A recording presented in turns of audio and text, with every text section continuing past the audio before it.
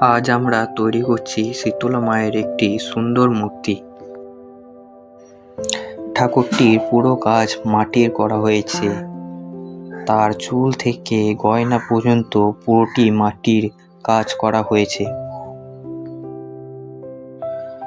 ভিডিওটি লাস্ট পর্যন্ত দেখুন আর কমেন্টে লিখুন জয় মা শীতলা। আপনার একটি লাইক ও শেয়ার আমাকে আরও ভালো কাজ করতে সাহায্য করে।